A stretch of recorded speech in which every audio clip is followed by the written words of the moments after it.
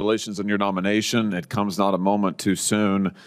Yet 2 weeks ago, the CEO of LexisNexis told me under oath that the federal government, according to their estimates, to their own expert research, loses $1 trillion per year to fraud. $1 trillion. That's more than the entire defense budget for this year.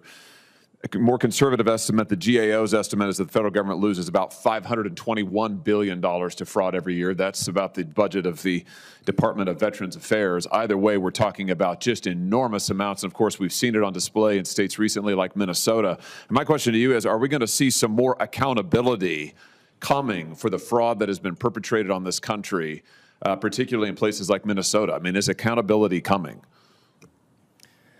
Senator, our goal will be to bring accountability. It will not be easy, but we will work tirelessly to bring that accountability to ensure that the fraud that we are seeing annually is erased. Let me just give you one example of the kind of accountability I think we need to see. The Attorney General of the state of Minnesota, Keith Ellison, was in front of a committee of mine, and under oath, I would just say, just a couple of weeks ago. Mr. Ellison is right at the center of the scandal, the Somali fraud scandal that has rocked that state. Just to take one piece of it, a group called Feeding Our Future, as you probably know, defrauded the federal government of at least $250 million.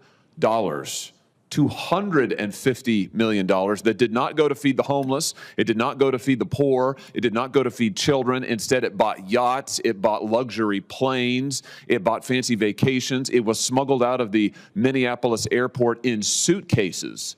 12,000 pounds of $100 bills smuggled out of the Minneapolis airport in suitcases, for heaven's sake.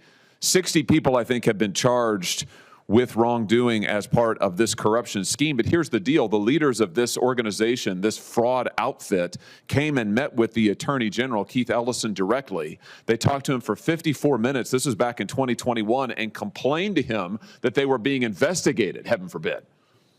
And he offered to help them. They repeatedly offered him campaign contributions, and we know this because they recorded the meeting. 54 minutes of recording that we have, because the fraudsters recorded the meeting. Ellison tried to deny it. It's all on tape. They offer him money repeatedly, and he says things like this. I think we may have a poster of it. He says, we are in the middle of the battle with agencies now who are investigating them. He says, he's the Attorney General of the state. He says, Waltz, meaning the governor, agrees with me that this piddly, stupid stuff running small people out of business is terrible. Piddly, stupid stuff, meaning investigation for mass fraud. He goes on to say, just to be able to say, just getting the question, just getting the inquiry from the Attorney General is sometimes enough to make people knock it off. In other words, he offered repeatedly to help them get rid of the investigations that were ongoing into this group.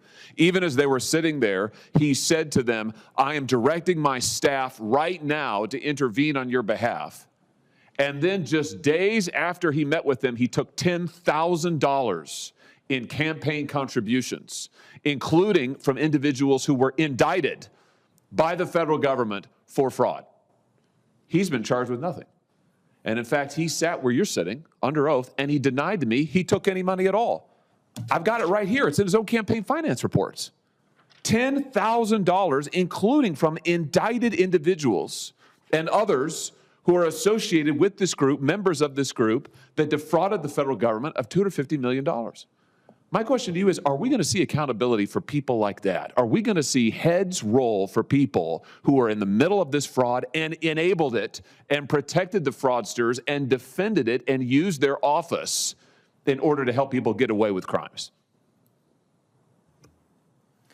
Senator, first, that is certainly not how law enforcement is supposed to work. When there is evidence and when investigators are digging into potential crime, to then have lead law enforcement try to close up that shop and turn away the investigators. That's not how law enforcement is supposed to work, and it's certainly not how law enforcement is going to work in the Department of Justice and in the National Fraud Enforcement Division. We will be, the vision that we have is a division that is large enough where no fraud is too big and no fraud is too small, so that we can reach all actors within the chain of criminal culpability, and no one more than that, only those within the chain of criminal culpability. Those are the ones that we are going to be looking after, investigating, and following the facts without fear or favor. Good. I think that's absolutely vital. I think it's long overdue. You said that no fraud is too big or too small. I hope that will also mean that no elected official is too big or too small, because those who helped enable this fraud,